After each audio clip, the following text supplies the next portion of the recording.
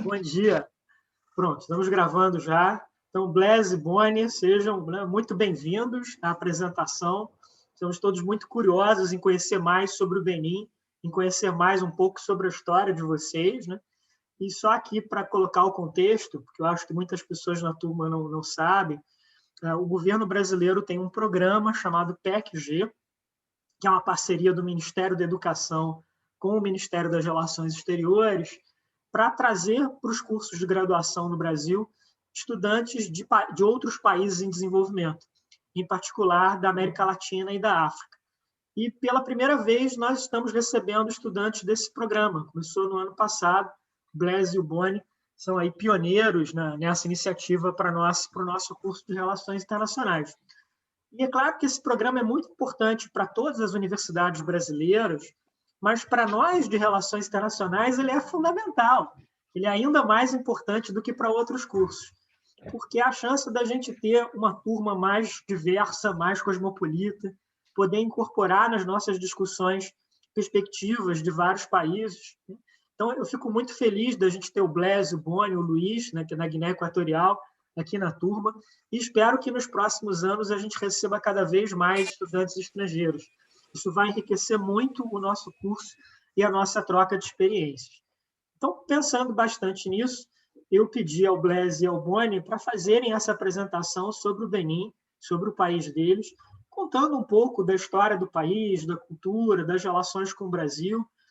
Isso seria muito importante em qualquer ocasião, mas é ainda mais importante no momento em que nós estamos vivendo, em que nós estamos só com as aulas online, nós não estamos com o convívio presencial. Então, tudo isso dificulta muito até a gente conhecer melhor uns aos outros, né? Em particular a quem entrou na turma de 2020, como é o caso do Blaise, como é o caso do Boni, que só tiveram aula online, né? Não tiveram nenhuma aula presencial. Então, é muito importante que a gente pense maneiras, né, de lidar com isso. Então, passo agora a palavra para vocês, mas muito obrigado pela contribuição, né? Estamos aqui ansiosos para aprender com vocês. Sem problema, um prazer é nós. Bom dia de novo, eu sou o Blaise, ele é o Boni. Bom dia, eu sou o Boni. Então, a gente vai começar pedindo desculpa por atraso, porque tinha uma queda de internet aqui em casa. Aí ficou um pouco complicado para a gente entrar, mas a gente conseguiu, graças a Deus. Então, peraí, vou tentar compartilhar a tela aqui. É minha primeira vez, vou tentar. Estamos todos aprendendo, Blaise, mas eu já liberei para vocês compartilharem o que vocês quiserem. Beleza. Então, a gente vai começar assim. O Boni vai dar uma apresentação do Benin. E, no meu caso, eu vou entrar mais no detalhe com o período dos escravos, como estavam as coisas, dar uma breve explicação sobre isso. Eu vou começar compartilhando a tela.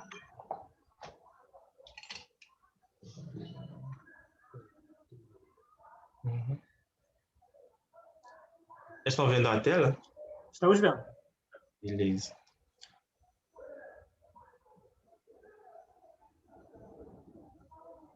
Deixa eu abrir aqui. Deixa eu abrir esse negócio. Acho que se você clicar 2 vezes na fotografia, ela amplia. Ah, beleza. Isso. Acho que eu vou ter que compartilhar a tela inteira, né? Para você poder... Isso. Estão vendo agora a tela inteira? Coloca a tela inteira, a gente está vendo a parte norte do Benin. Então, eu vou reduzir um pouco para você ver inteiro. Perfeito. Então, a carta inteiro é isso. A carta inteira. Então, o Benin, oficialmente República do Benin, e anteriormente conhecido como Dahomey, é um país da região ocidental da África, limitado a norte pelo Burkina Faso e pelo Níger, a leste pela Nigéria, a sul pela Enseada do Benin e a oeste pelo Togo. O idioma oficial do país é francês. A capital constitucional é a cidade de Porto Novo, mas Cotonou é a sede do governo e a maior cidade do país. O país tem 112.624 quilômetros quadrados e uma população de 11 milhões de habitantes. Do século XII ao XIX, Benin foi governada pelo Reino do Dahomey. Esta região foi referida como a Costa dos Escravos.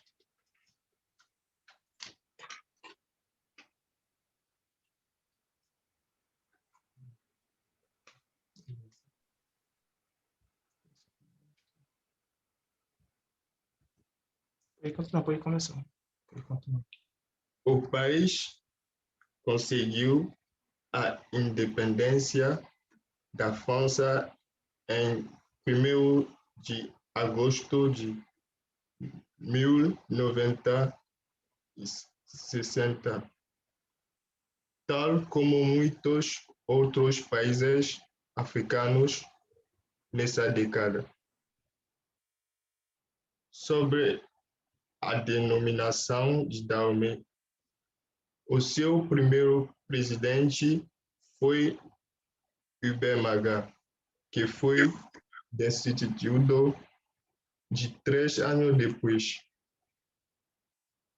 A partir de 1963, o país mergulha em instabilidade política com 6 sucessivos golpes militares. A política do Benin realiza-se em um quadro de uma república democrática representativa presidencial, pelo qual o presidente do Benin é tanto chefe de Estado como chefe do governo, e de um sistema multipartidário. O poder executivo é exercido pelo governo. O poder legislativo é atribuído a ambos os governos e da Assembleia Legislativa. O judiciário é independente do executivo e a Assembleia Legislativa.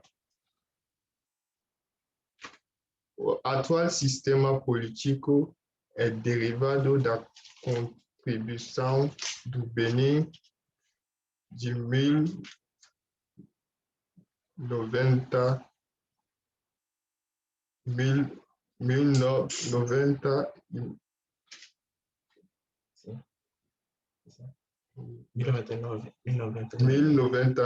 e a posterior transição para a democracia de 1991.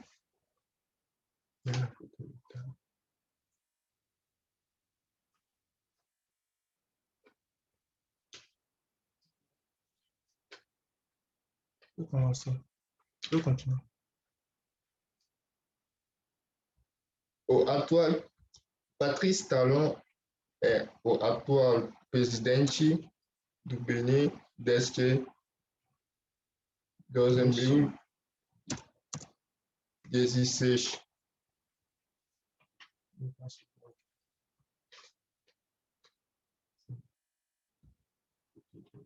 Passou.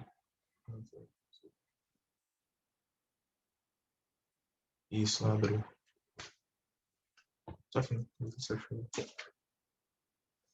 Então, esse senhor é o atual presidente do Benin, que está exatamente em exército. Ele está em exército, não muito porque o 5 de abril, 5 de abril passado, o mandato deles acabou. Então, esse tempo de agora, eles estão fazendo o primeiro turno das eleições para definir o novo presidente. Então, não sei se a gente pode dizer o antigo, ou a gente pode dizer o atual ainda, porque ele está ainda no meio. Então, eu vou introduzir com a relação exatamente do Benin com o Brasil. Começar falando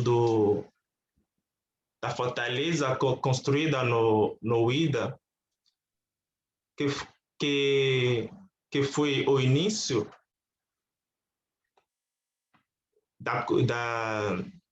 do comércio de escravos entre o Brasil e o Benin. Então, exatamente, os portugueses chamavam o Ida de ajudar, né?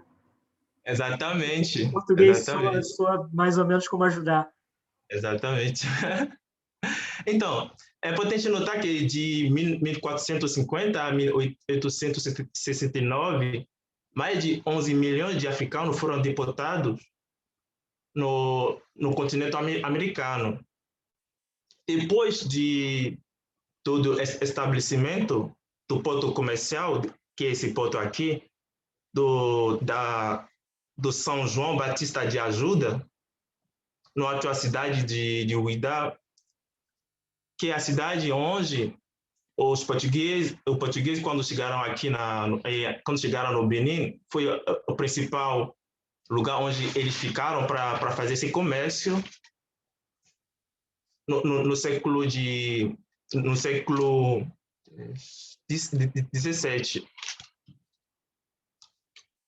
É importante também dizer que o Benin foi o país que exportou mais escravos para o Brasil. Na época da escravidão, muitos beninenses são exportados para trabalhar na mina de ouros, lavouras de café. É somente em 1888, com a assinatura da Lei Aureia pela Princesa Isabel, que os escravos tinham a oportunidade de voltar para suas terras natal. Mas mesmo que eles voltaram, eles já tinham as suas culturas, as suas raízes culturais já misturadas com as brasileiras. Então, por exemplo, a coisa que eles trouxeram para o Benin, entre outros, a gente pode falar da culinária. Por exemplo, a gente pode falar a gente vai começar falando das comidas. Claro, para quem gosta de comer. Então, a gente vai começar a falar do acarajé. Que fantástico, Blaise. Você está falando da culinária do Benin, que também é a culinária brasileira, né? O acarajé é um prato típico da região da Bahia, do Nordeste brasileiro. É muito parecido. Então, essa foto aqui é o acarajé, só que o acarajé desse jeito é beninense. É beninense porque a gente tem costume de comer isso com inhame. Sim, aipim, mandioca, sim. Exatamente, mas aqui no Brasil é desse jeito. Ele vem recheado no Brasil. Exatamente.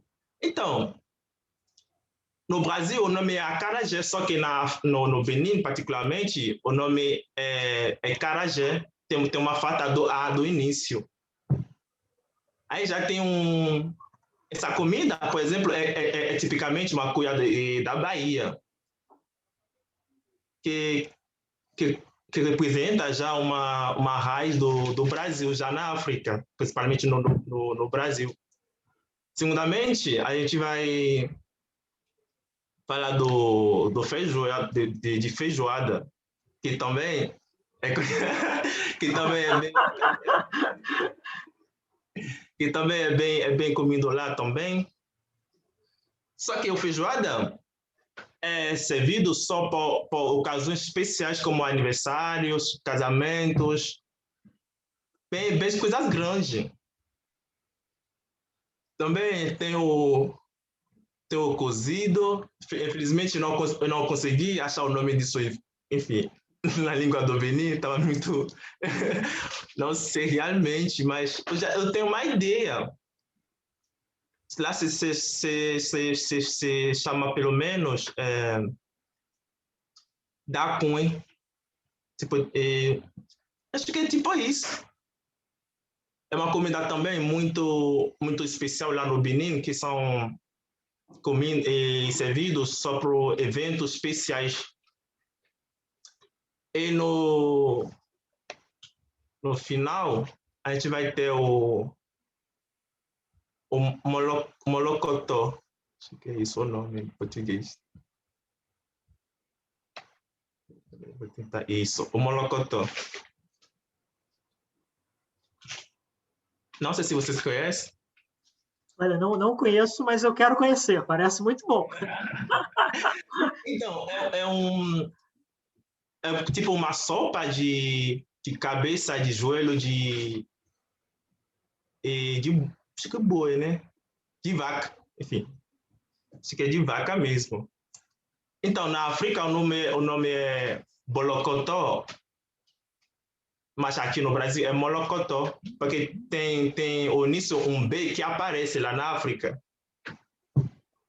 Então, é uma comida que eu gosto muito também, muito sinto muita falta dele. A Pamela está dizendo que a avó dela costuma fazer, acho que ela chama de mocotó. Eita, coisa boa. Queria conhecer a avó dela, porque já estou com falta dessa comida. Então, essas comidas são as principais trazidas pelos agudas. Os agudas são os filhos dos escravos que foram para o Brasil e depois da abolição voltaram para o Benin. Esses escravos não trouxeram só os hábitos culinários do Brasil, mas também os vestimentos do Brasil. Por exemplo, já no início do estabelecimento da fortaleza do São João, do São João de Ajuda, no Uidá, já tem um padrão de vestimento. A gente pode notar que as mulheres generalmente usavam vestidos longos. A saia dessa peça é muito voluminosa, formando uma saia rondada quando colocada no chão. A borda inferior é orlada com renda ou é adornada com uma arrembeza branco costurado. No lado dos homens... O Thiago está observando que é uma baiana, né? Você está descrevendo para a gente a maneira como as baianas se vestem no Brasil, e as escolas de samba, em geral, têm um grupo de mulheres que se vestem assim, que nós chamamos de alas das baianas, e que realmente é uma roupa da África Ocidental, né? Exatamente, verdade mesmo. É exatamente isso. Então, falando dos homens, eles geralmente usavam a roupa branca, a calça branca também, quem tem como o vestido para trabalhar, o vestido formal usado na fortaleza. Mas esses vestidos se espalham por todo o Benin, por toda a cota onde estava estabelecendo perto da fortaleza. Além disso, também, os agudas trouxeram para o Brasil o padrão de construção brasileiros. A gente pode notar a grande mosquia do Porto Novo, que foi construída em 1935. Ixi. Ela está deitada, né? Mas dá para ver bem o estilo de arquitetura, né? Olha que interessante, é uma mesquita, mas ela foi construída, obviamente, com o estilo de arquitetura das igrejas do Brasil. Exatamente. É porque lá no... Eu estou buscando aqui se dá para rotacionar. A gente, desculpa, viu? Não sabia. Não, tranquilo, dá para a gente ver bem o estilo do prédio. Beleza. Então, os escravos lá no Brasil tinham costume de construir igrejas. Igrejas no Brasil. Então, quando chegaram de volta no Benin, o escravo que construiu essa mosquia, no início, construiu uma igreja. Mas com o passar do tempo, ele se torna um islâmico, muçulmano. Aí, eles tornaram essa construção a mosqueia mais grande do Porto Novo. Do mesmo jeito, a gente notamos também a fortaleza do que já falei lá no início, que também é bastante parecido com as construções brasileiras.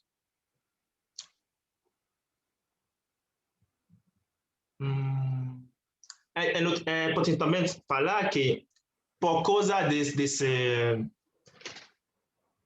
comércio de escravos, com o estabelecimento da fortaleza do São João, foi criado um bairro, especialmente com o nome do Brasil. Esse bairro se chamava o bairro Brasil, onde morava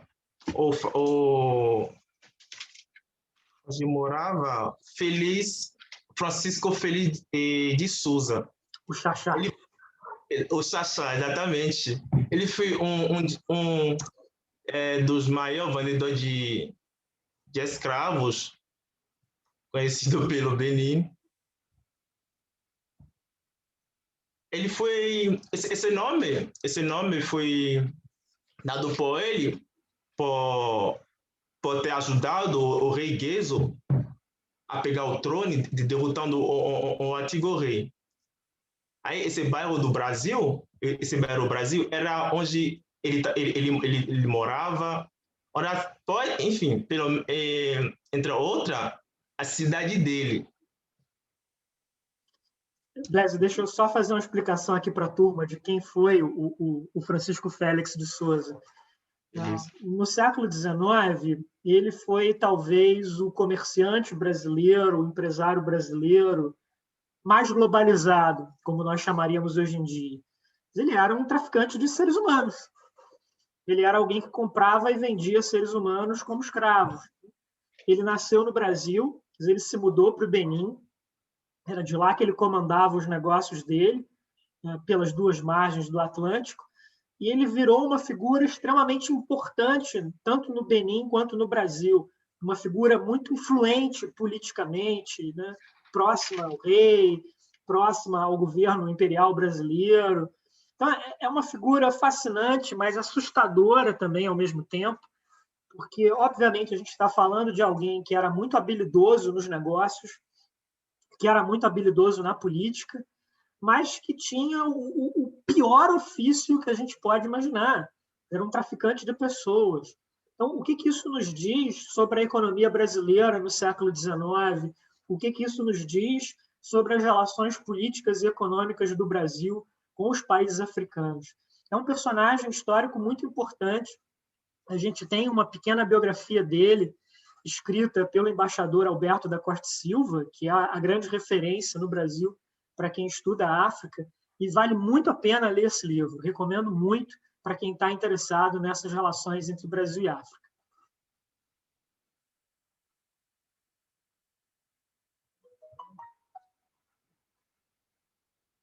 Obrigado por dar mais explicações. Então, a gente vai dar uma olhada nos lugares, dos lugares mais importantes nesse processo de escravidão no Ida. A gente vai começar falando da porta de não retorno. Em francês, la porte de non retour. Esse lugar aqui é o lugar onde saíram as barcas, enfim, que transportaram os escravos.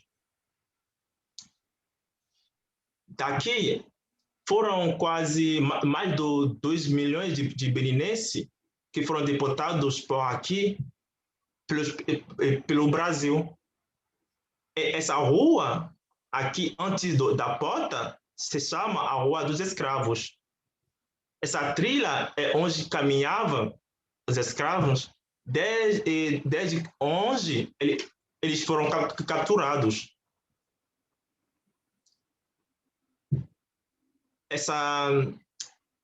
Esse sítio aqui é um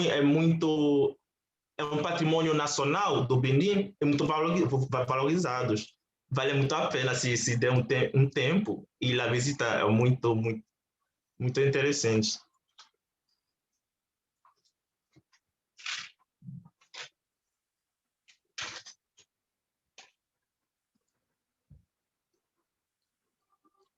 Lézio, eu estou colocando aqui no chat o link para uma música do cantor e compositor brasileiro Gilberto Gil, chamada A Lua de Gorré. A ilha de Gorré, no Senegal, desempenhou um papel muito parecido com esse ponto de não retorno no Benin. Era dali que saíam os navios negreiros com os seres humanos que tinham sido escravizados. E, assim como no Benin, ela hoje é um museu, é um lugar de memória, um lugar de reflexão. E o Gilberto Gil esteve lá e escreveu uma música em francês chamada La Lune de Gorré, contando essa história, falando da importância da ilha, né, para o tráfico internacional de escravizados. É uma música muito bonita. Eu coloquei ali no chat um link para vocês ouvirem o Gilberto Gil cantando. A música é em francês. E os meus versos favoritos dela dizem: C'est la peau des esclaves, un drapeau de liberté. Quer dizer, a pele dos escravos é uma bandeira de liberdade. É muito bonita essa música. Acho que ela ajuda a gente a entender um pouco todo o papel desses pontos de não retorno, né? Em vários países africanos, hoje em dia, a gente tem museus, a gente tem memoriais construídos exatamente nesses locais. E fazem parte de um circuito global de memória que aqui no Rio de Janeiro vai incluir, por exemplo, o Cais do Valongo, o Mercado do Valongo, que, quando essa pandemia maldita acabar, eu prometo a vocês que a gente vai fazer um passeio muito bonito por lá, vendo esses lugares todos, né? Que, para mim, são um dos lugares mais tocantes, mais comoventes do Rio de Janeiro. Exatamente, sem problema.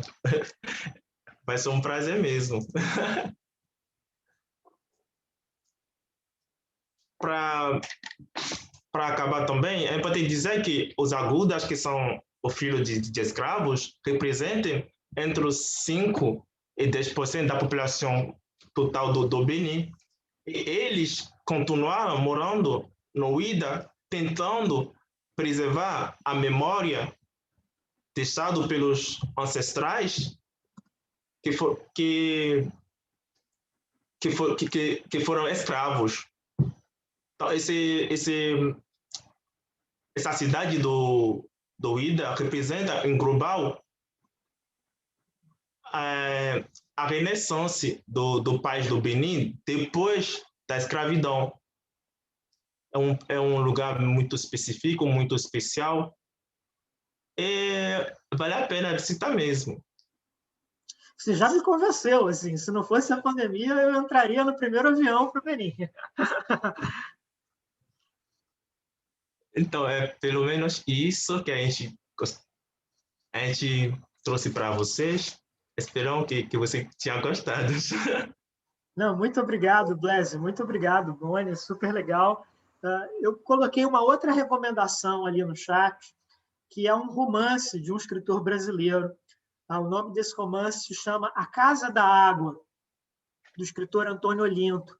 Esse romance é o primeiro de uma série de 3 livros que contam a história de uma família de ex-escravizados brasileiros que voltam para a África no final do século XIX. São 3 romances, né? Então eles contam a história de várias gerações dessa família, e é uma família que vai acabar desempenhando um papel de liderança no processo de independência de vários desses países.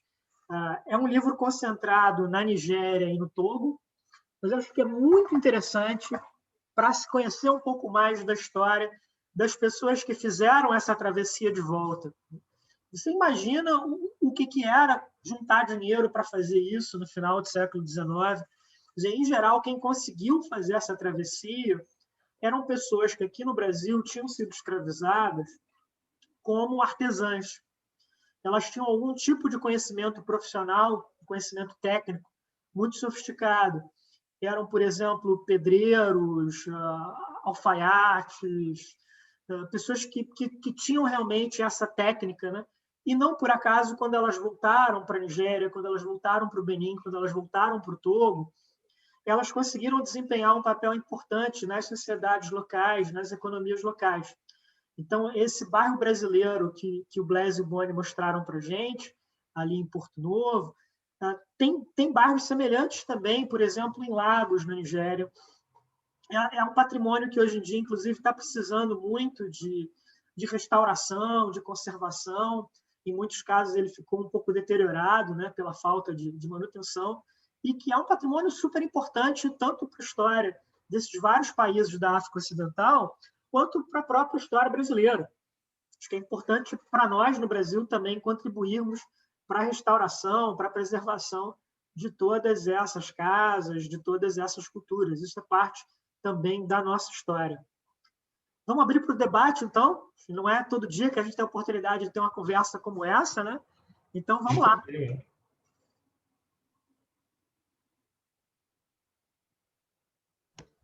Bom dia, primeiramente. Queria agradecer a participação dos nossos amigos aí. Foi muito maneiro conhecer um pouco de Benin, assim. Gostei muito, quero visitar lá também. Achei bastante interessante o país, a cultura também, como é parecida aqui do Brasil. E eu tenho uma dúvida, professor e Blazer. As eleições funcionam igualzinho aqui no Brasil ou tem alguma diferença, assim? Tipo, a gente vai lá, é tudo urna eletrônica também ou é mais diferente? Como que funcionam as eleições aí para presidente?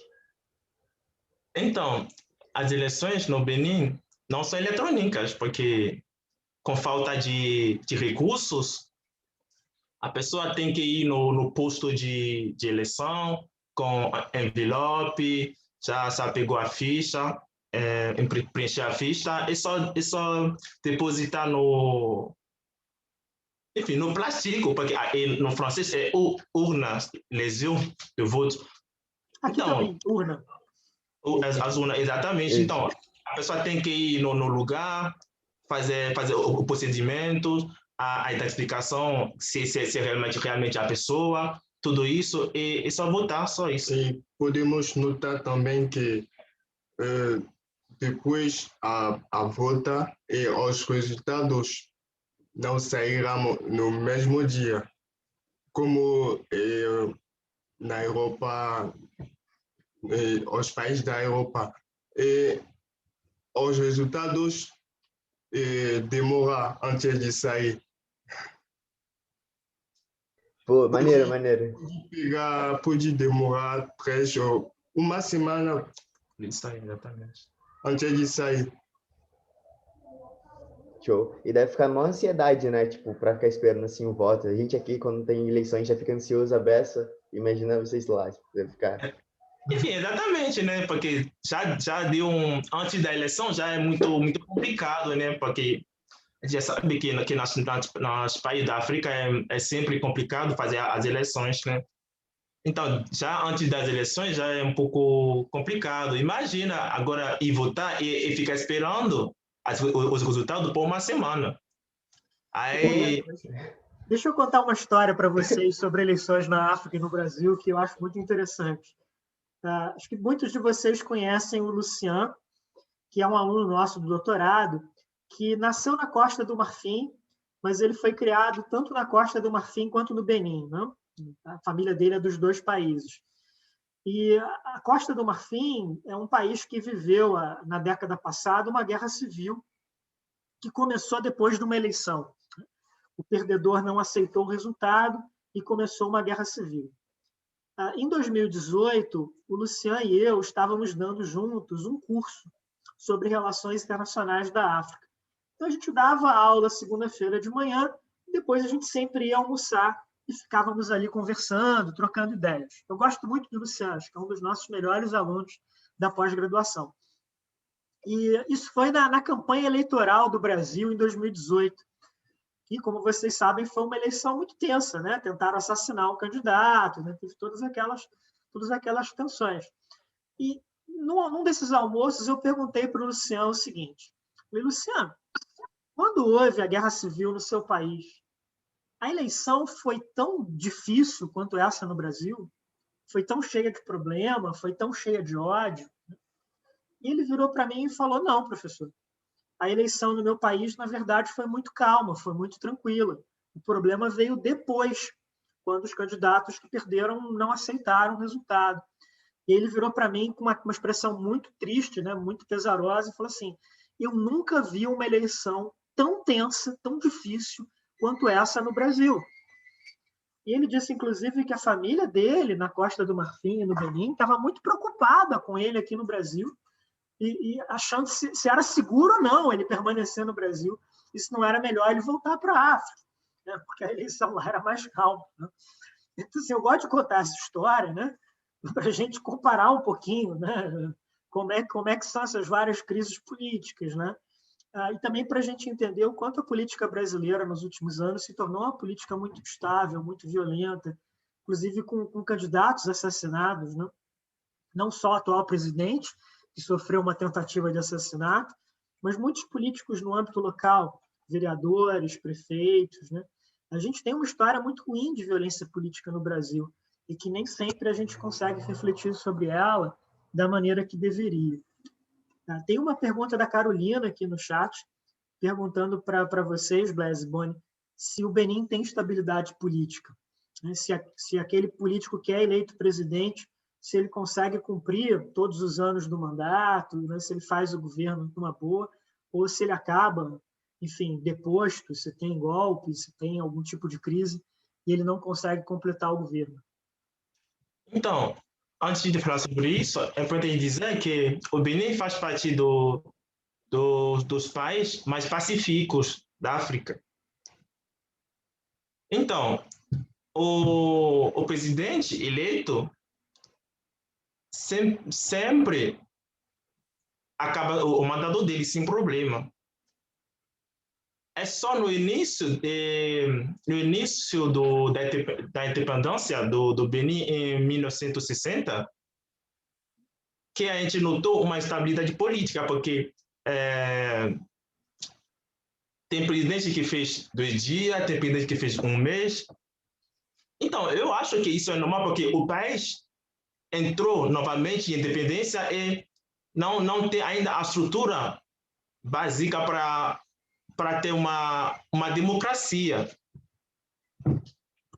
Mas desde o ano de 1997, 95, até agora, tudo está indo bem. O presidente que acabou o mandato dele sai normalmente sem problemas.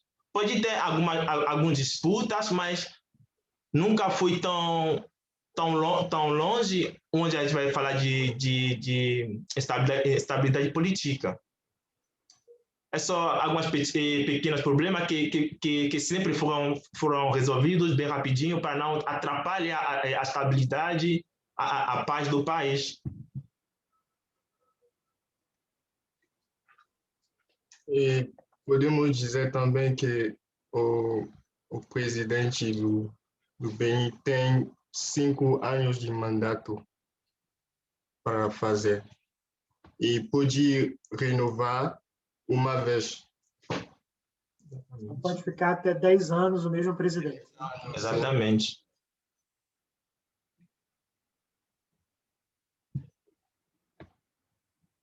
Oi. Oi. Estão me ouvindo?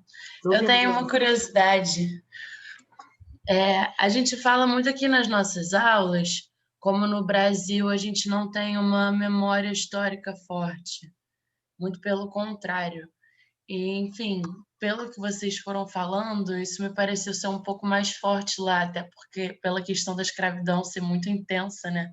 Queria que vocês falassem um pouquinho sobre como é isso. Como é a relação com a memória histórica. Então, para começar, como o professor Maurício já falou, os sítios turísticos que faz parte dessa memória, a maioria não estão valorizados. Já estão deixando, apodrecendo, porque os políticos do país não têm interesse a investir para a prevenção desses lugares. Mas tem alguns lugares que são muito preservados, como o Uidá, por exemplo. Quando você vai no Uidá, você vai sentir exatamente que aconteceu uma coisa grande nessa cidade. Você vai quase viver de novo a cada detalhe com as pessoas, com os antigos, com os avós de avó. Fica contando a história para você. Você vai reviver quase o evento que aconteceu. Então, a gente, lá no Benin, a gente sempre fica estudando essa história para não deixar isso passar. Mesmo se o site e o potente não estão sendo não estão sendo promovendo, a gente continua aprendendo essa história, a gente continua aprendendo a importância de onde a gente veio, porque para não esquecer a source de todos o que a gente está vivendo hoje. Porque todas as coisas têm um início. Aí é importante não esquecer esse início, é muito importante. Aí está tendo um governo que está fazendo tudo para, pelo menos, guardar esse início para a geração que vem e outras gerações. Aliás, Blaise, Boni, eu queria fazer um pedido a vocês dois. Se vocês puderem, indiquem para a gente alguns artistas do Benin, escritores, poetas, músicos, cineastas, né? Por exemplo, se tiver no YouTube vídeos de músicos do Benin, para a gente conhecer um pouco da cultura do país de vocês. Seria muito bom. Então, quando você falou, já tenho dois na cabeça. Peraí, vou tentar. Uhum.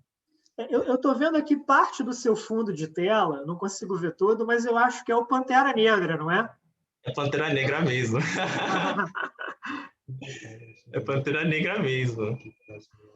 Você pode falar um pouco também como é que o filme Pantera Negra foi recebido no Benin, se de alguma maneira vocês se sentiram ali representados por aquela história, se identificaram com aquele país fictício de Wakanda? Então, esse filme foi o filme de qualidade do beninense. Porque já que fala principalmente de um lugar da África, todo mundo fica interessado para ver como os ocidentais vão vão descrever a África, porque todo mundo tem uma visão diferente da África. Aí, quando a gente assistiu esse filme, falando verdade, eu fiquei emocionado, porque era tão bom, não, era muito bom mesmo.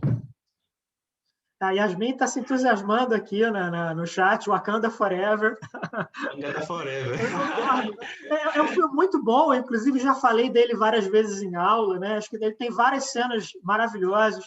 E uma coisa que eu gostei muito dele é porque o vilão dele é um personagem muito interessante. Na verdade, em vários momentos do filme, eu simpatizei até mais com o vilão do que com o herói, né? Porque o herói é muito moderado, né? Ele está sempre tentando ali encontrar um equilíbrio. E o vilão tem um sentimento de busca por justiça, que mesmo que a gente discorde dele, né, de como ele está fazendo aquilo, a gente fica impactado. Tem uma cena muito boa em que o vilão está num museu, que é meio que o museu britânico, né? Em que ele fica questionando aquelas obras de arte que estão colocadas ali, Exatamente. se elas deveriam estar ali na Inglaterra, se elas deveriam estar na África. E tem uma super polêmica no Museu Britânico com um conjunto de estatuetas conhecido como os bronzes do Benin. Embora, se eu não me engano, na verdade, eles são da Nigéria, né? Mas eles têm esse nome de The Benin Bronzes. Se eles deveriam estar ou não ali, porque foi uma coisa que veio de um saque, né? De uma guerra, de uma conquista militar, se eles não deveriam ser devolvidos para os países de origem. É um debate muito presente hoje. Exatamente. Porque eu já assisti também um documentário sobre isso, onde a gente tem costume de ver muitas relíquias, muitos artefatos africanos ficando na Europa, depois do tempo da escravidão, depois do tempo da guerra. Aí a questão é assim, já que esses artefatos são africanos, por que não devolver para os africanos? Porque é uma propriedade deles. Mas eu me pergunto também, será que os africanos escolheram deixar esses artefatos para os europeus? Porque se é isso, não dá para devolver. Então, esse também é a questão. A gente tem que ver os dois lados. Será que eles concordaram para deixar para eles ou se eles fizeram de força? Vou contar uma anedota para vocês do Museu Britânico. O Museu Britânico é maravilhoso, é um dos grandes museus do mundo, e todo mundo deve ter oportunidade de visitá-lo, se for a Londres. Agora, quando você entra, tem uma sala no Museu Britânico, conhecido como a Sala de Lord Elgin, né? Que foi um oficial do Império Britânico que, entre outras coisas, levou muita coisa da Grécia para o Museu Britânico, de alguns países africanos também. E antes de você entrar na sala dele, que tem tudo que ele saqueou ao redor do mundo, tem ali um cartazinho dizendo "Beware of pickpockets", né? Cuidado com batedores de carteira, né? Se proteja contra ladrões. Eu acho isso muito irônico, né? Porque, na verdade, você está entrando numa sala que é completamente baseada no roubo, na pirataria, né? Mas que virou um grande museu global, né? Mas tem essas contradições. Bom, no chat tem uma pergunta do Anderson, perguntando qual é o estilo musical que vocês gostam no Benin, né? O que é mais ouvido no Benin? Então... Só quero pedir uma coisa. Vocês podem colocar o link no chat, mas, por favor, não abram o vídeo, porque se vocês abrirem o vídeo, eu não vou conseguir botar no YouTube, porque o YouTube me proíbe pela questão dos direitos autorais. Mas não tem problema, é só copiar o link e colocar no chat. Beleza, eu vou tentar copiar, eu vou colocar no chat. Tem que abrir isso. Se você parar de compartilhar a tela, você pode fazer na sua tela privada e depois... Eu vou fazer. Eita, peraí. Vou tentar parar de compartilhar aqui.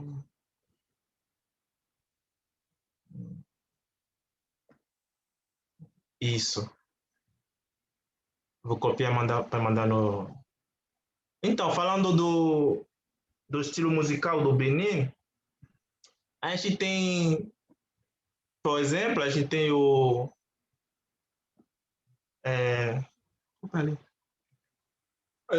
a gente tem muitas cantores no Benin, a gente pode mencionar a Angélique Kidjo, que é uma cantora famosa do Benin. Ela é mais conhecida na cena internacional. Posso dizer que é a cantora que tem muito sucesso na cena internacional. Falando sobre... Ela é embaixadora da Unicef desde 2012 e ela ganhou troféus também. Grammy Award. Por exemplo, o Grammy Awards. Isso. Na 2015 e 2019. Então, falando sobre o estilo de música, perguntando no chat, a gente tem o estilo rap funk. Rap funk, que é mais ouvido pro jovem agora do Benin.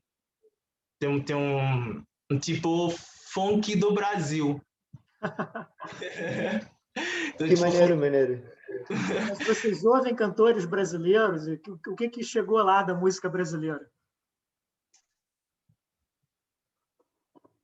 Então, se a gente vai falar especificamente da música brasileira, a gente pode falar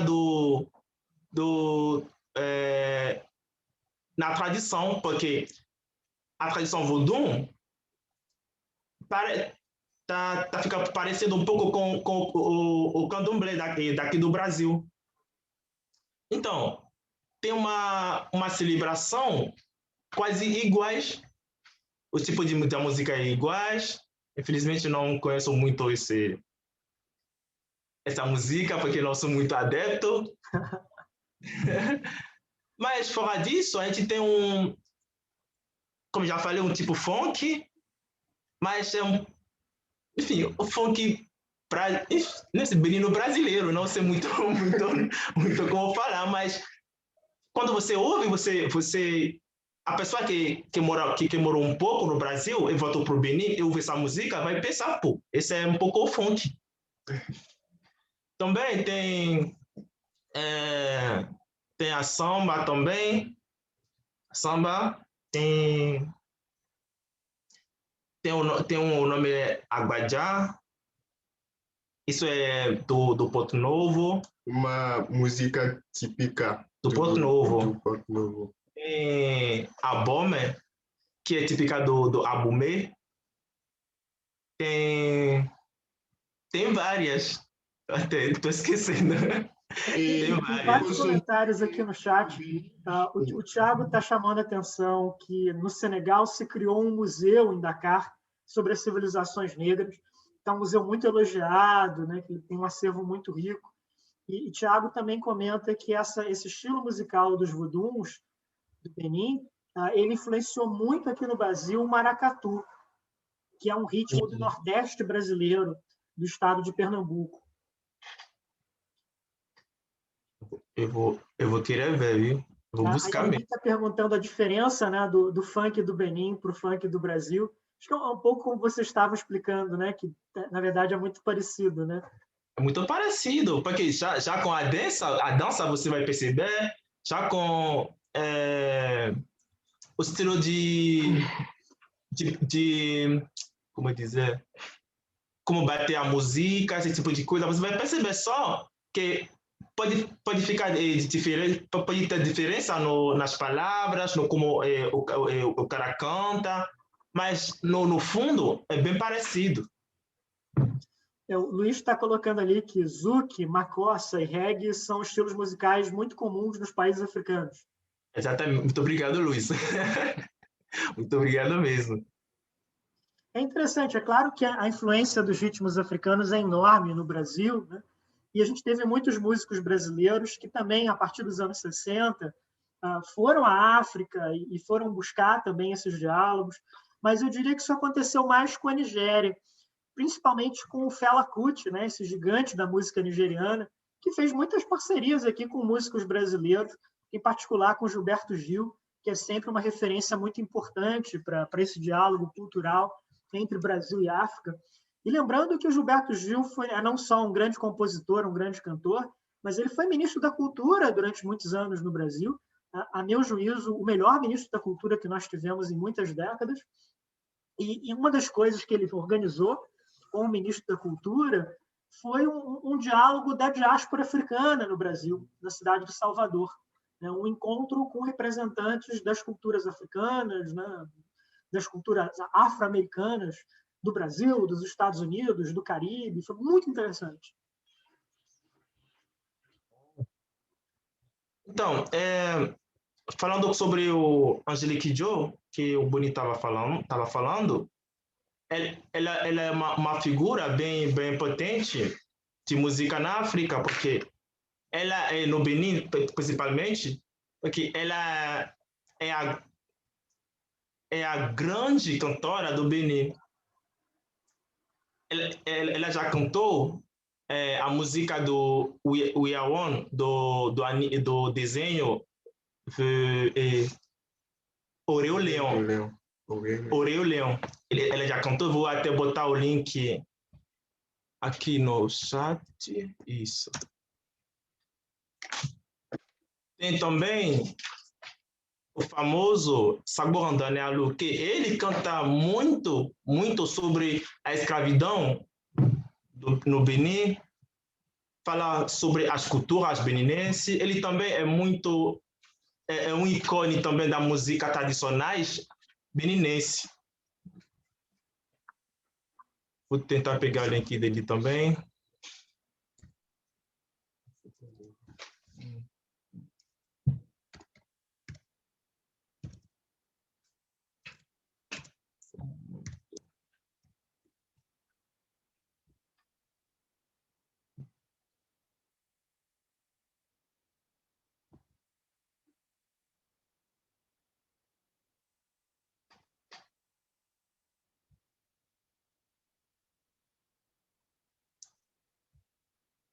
Eu vou tentar abrir qualquer música dele aqui para pegar o link. Isso, consegui.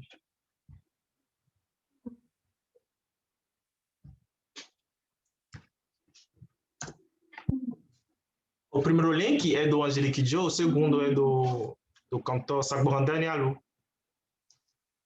Vou tentar mostrar para vocês as fotos deles. A cantora Angélique Kidjo já ganhou muitas vezes o troféu do Grammy Award também.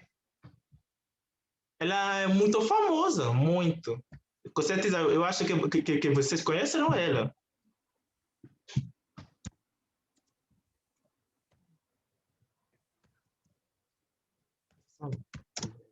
Kidjo.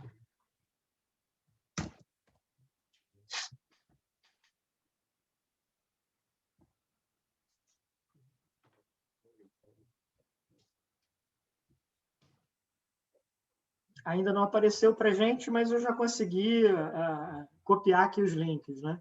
Beleza. A Yasmin está perguntando quais são as maiores semelhanças e as maiores diferenças entre o Brasil e o Benin, né, baseado nesse tempo que vocês estão aqui. Ainda que a gente saiba, né, que por causa da pandemia vocês estão com muita dificuldade, né, de conhecer o Rio, de circular um pouco mais pela cidade. Então, a maior semelhança que eu posso falar, que até agora eu estou percebendo, é sobre a comida. Se eu posso falar, enfim, com sério, eu estou percebendo que a comida é muito parecida, mesmo que tem uma falta de comida beninense que a gente sente aqui, mas a gente consegue comer o básico do Benin aqui. Também, a gente pode falar também do jeito das pessoas. Porque aqui a gente está tranquilo, a gente é bem-vindo, a gente é bem acolhido, todo mundo tem uma considerações, mesmo que seja um pouco complicado, eu vou dizer, porque aqui a gente está no Rio, está um pouco complicado, mas a gente sente essa potência quando uma pessoa te vê na rua, por exemplo, e pergunta, você é africano, você sente que essa pessoa é interessada por você, você vê que essa pessoa tem um respeito com você. É quase a mesma coisa na África, porque, particularmente no Benin, quando a gente recebe um estrangeiro, ocidentais do Brasil, da França, a gente tem uma costuma, já que os nossos pais sempre falam para a gente nunca desobedecer a alguém, nunca desrespeito a alguém. Então, a gente tem esse costume de cuidar dos estrangeiros, mostrar eles como eles podem andar sem ter problemas, quais são as horas que eles deveriam sair da casa, ao mercado, tentar ajudar pelo menos nos básicos. A gente sente também essa ajuda aqui no Brasil. Então, a maior coisa contrária que eu sinto do dia a dia é o calor daqui para aqui. Meu Deus, o calor daqui. É verdade. As pessoas têm, às vezes, essa ideia de que na África faz muito calor e tal. Olha, depende do país, né? Por exemplo, a África do Sul é um país super frio, você tem que ir de casaco. Faz muito calor aqui do que o Benin. Exatamente. Mas o frio, acho que o frio é quase a mesma coisa do que o Benin, né? Mais ou menos, né? Mais ou menos. Mais ou menos, porque quando faz calor aqui, tá mais quente do que lá no Benin, mas quando faz frio também, faz mais frio daqui do que o Benin. Eu acho que é quase a mesma coisa. Quanto você teria no verão no Benin? 30 graus, talvez? O quê? Entre 30 e 31, por lá. 30 e 31. Não é muito. Talvez no Rio de Janeiro, no verão, a gente tem 45, né? Exatamente. É agradável para o Rio de Janeiro. Por exemplo, no norte do Benin, porque eu sou do norte do Benin, e na cidade principalmente Parakou, que é uma grande cidade do norte do Benin. Lá faz muito frio. A partir do mês de novembro até janeiro faz muito frio. O que você chama de muito frio, Boni? É muito frio mesmo. Isso aí... 10 graus, 5 graus, é o quê? Então, isso aí, eu concordo com ele, porque lá no Parakou, quando faz frio, é que faz frio mesmo. Então, a gente pode falar de entre 10, 15, por lá, porque quando começa a fazer frio, não dá para ver, por exemplo, a casa da frente, porque tem tantos brulha. Névoa, neblina. Exatamente, que não dá para ver. Sim. Isso é o contrário, por exemplo, no Cotonou, porque Cotonou, eu estou morando no Cotonou, é um pouco mais... Enfim, quando faz frio, exatamente faz frio, em 20, 25 por lá, mas não tanto como onde ele mora, no Parakou. Aqui no Rio de Janeiro, a gente costuma dizer que qualquer coisa abaixo de 20 graus é frio. Agora, para quem vem da Europa, para quem vem dos Estados Unidos, 15 graus é muito agradável. É um dia de primavera, por exemplo. E nesse período de frio, às vezes a pele é branca. Exatamente. Tem influência na pele. A gente sente isso, né? A Carolina está colocando no chat uma dica de documentário que eu também recomendei para vocês, né? Foi até atividade assíncrona, que é um documentário chamado Sankofa. Ele é feito por 2 brasileiros, um fotógrafo e um historiador. Inclusive, o historiador é meu xará, né? O Maurício Barros, e é professor da UERJ, do Instituto de Arte. Eles viajaram por vários países africanos, visitando os lugares de memória ligados à escravidão. Então, é um documentário em 10 episódios, Cada episódio tem meia hora de duração e tem um episódio sobre o Benin, que realmente é muito bom. Eu diria, inclusive, que é o meu favorito nesse documentário. E está na Netflix, né? Vale muito a pena quem tiver acesso a assistir. É muito bom, muito interessante. Eu vou procurar para ver, com certeza. É muito importante também, mesmo que a gente seja do país, é muito importante também tentar ter mais informação sobre o país, né? Estou tentando aqui pegar uma foto para dar um exemplo para vocês de como é o frio na cidade dele.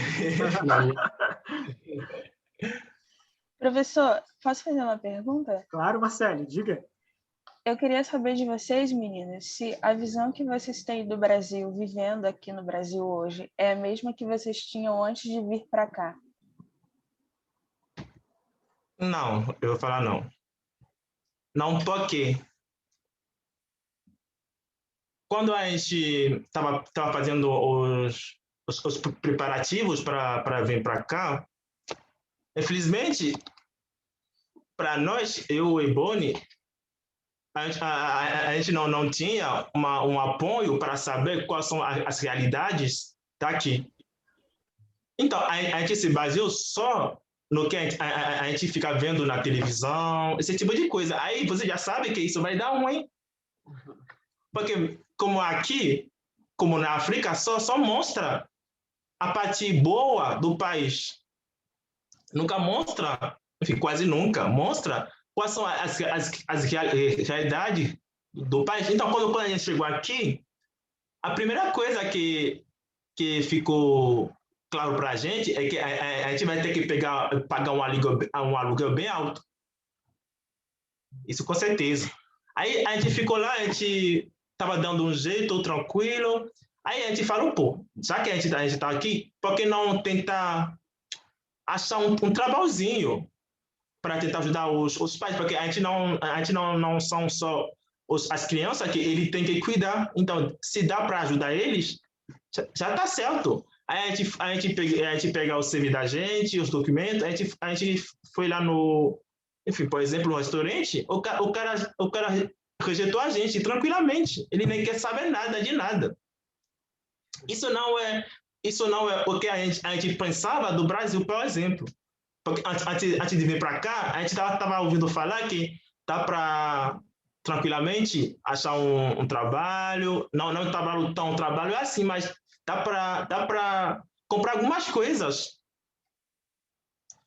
A gente também não sabia, por exemplo, que existem lugares aqui onde tem como é que diz?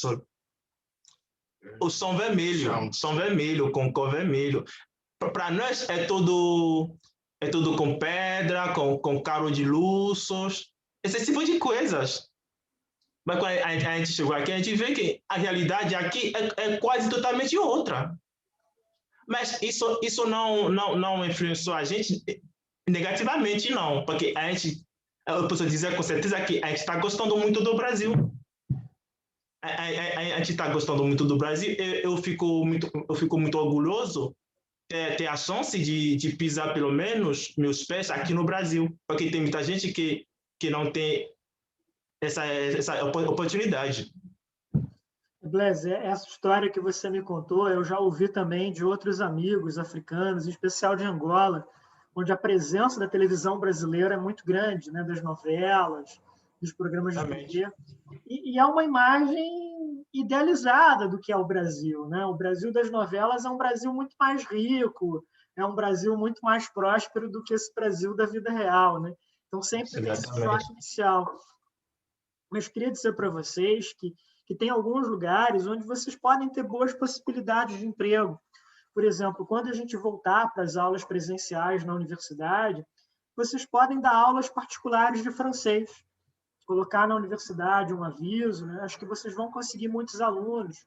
Tem também o Abraço Cultural, que é uma associação que reúne refugiados e imigrantes aqui no Brasil, e cada um deles dá um curso de alguma coisa. Então, por exemplo, tem refugiados sírios que dão aula de árabe, tem refugiados da Colômbia que dão aula de fotografia ou de pintura. E vocês poderiam dar também aulas de francês ou de alguma outra coisa. Em algum sentido, é vocês inventarem o próprio trabalho, né?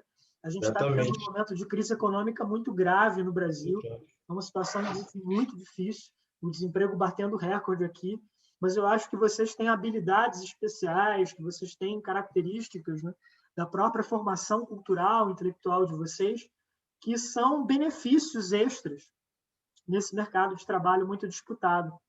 Exatamente. Isso é verdade mesmo. Falando sobre o frio, eu vou mostrar para você rapidamente uma foto mais ou menos do como pode ficar a cidade dele. Isso. Eu vou compartilhar a tela aqui.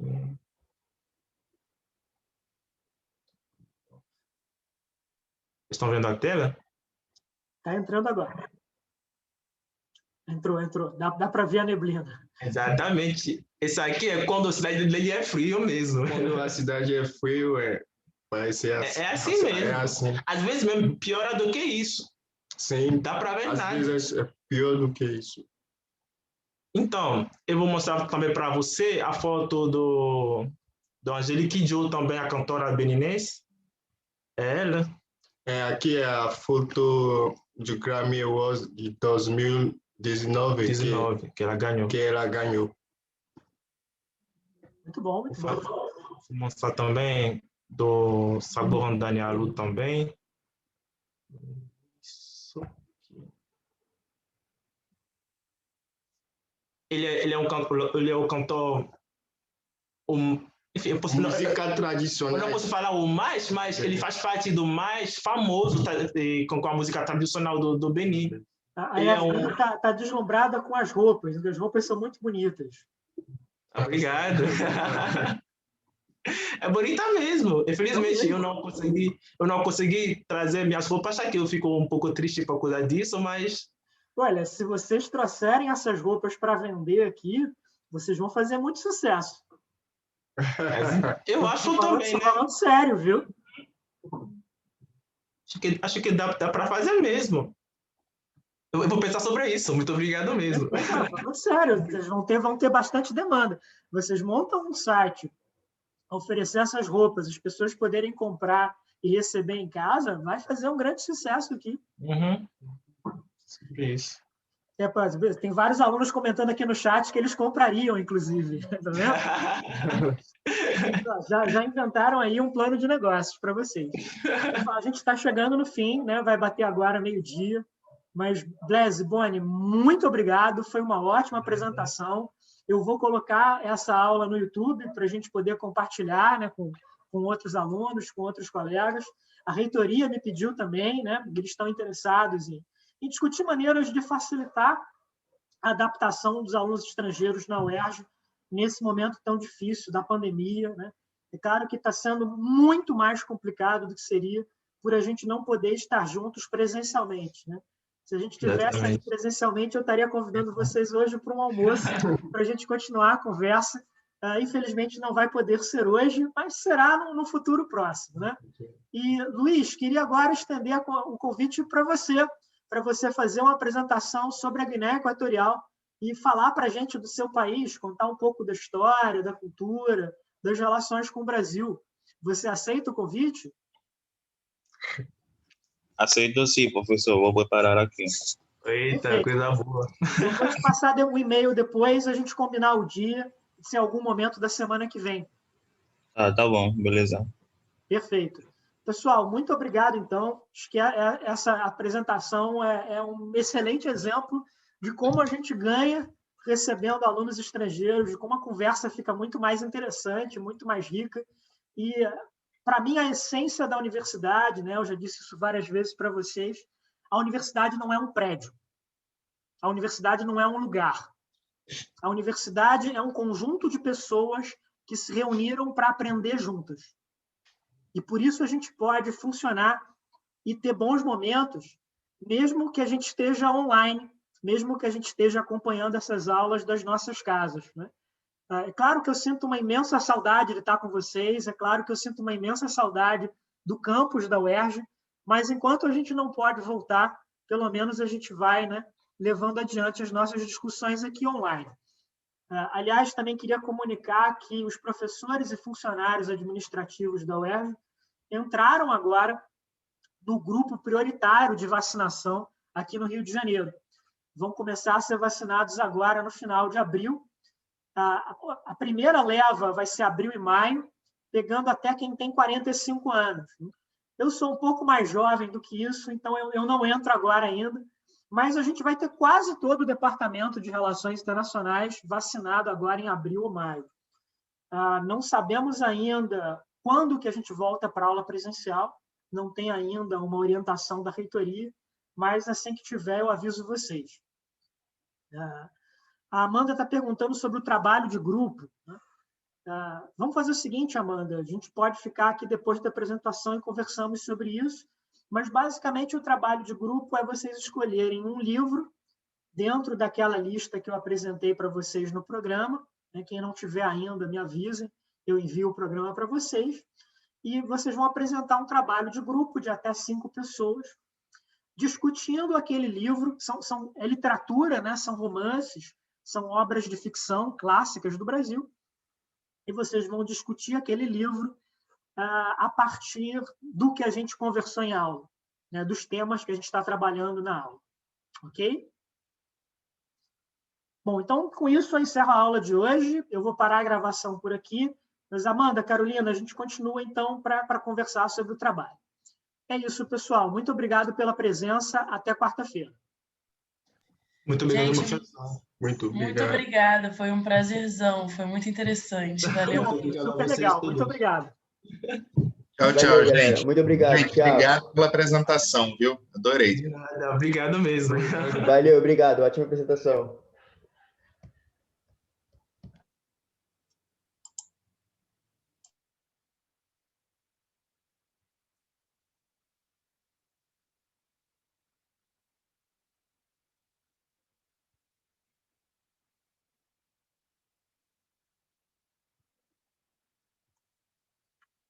Vamos lá, Carolina. Vamos lá, Amanda.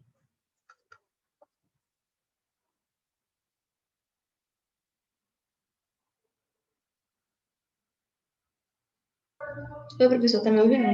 Te ouço bem. Vai ser só um trabalho oral, não precisa apresentar nada escrito. E a ideia é isso, é vocês terem um grupo entre 2 e 5 pessoas e vocês discutirem o livro, né, fazerem uma análise, né, social, política, do que ele está colocado ali. E vocês, no caso de vocês, que é o Vidas Secas, né, então é uma discussão sobre o êxodo rural, sobre o Nordeste, né, comparado com o resto do Brasil, por que tantos nordestinos saíram do sertão e vieram para as grandes cidades brasileiras, esse tipo de discussão. Entendi. Eu resolvi perguntar mais para adiantar a leitura. Vamos deixar para o final e ficar tudo embolado. Tranquilo, Na próxima aula que... Quer dizer, a gente Sim, deve terminar as aulas do curso, acho que em algum momento aí do início de maio. Então, vocês vão ter algumas semanas para ler com calma o livro e fazerem as apresentações. Mas, claro, se vocês já quiserem adiantar, ótimo. Inclusive, eu vou fazer a mesma pergunta na eletiva, porque também tem a apresentação do livro. Eu queria saber se a gente já pode escolher. Mesma coisa também. Mesma coisa. Hoje, na eletiva, eu vou passar para vocês a prova. Depois a gente vai ter, além da aula de hoje... Bom, a gente tem mais um mês de aula. E aí vão começar as apresentações do trabalho de grupo. Entendi, tá ótimo. Obrigada. Maravilha. Mais alguma dúvida? Não, era só essa mesmo. Ok. Então, até a próxima.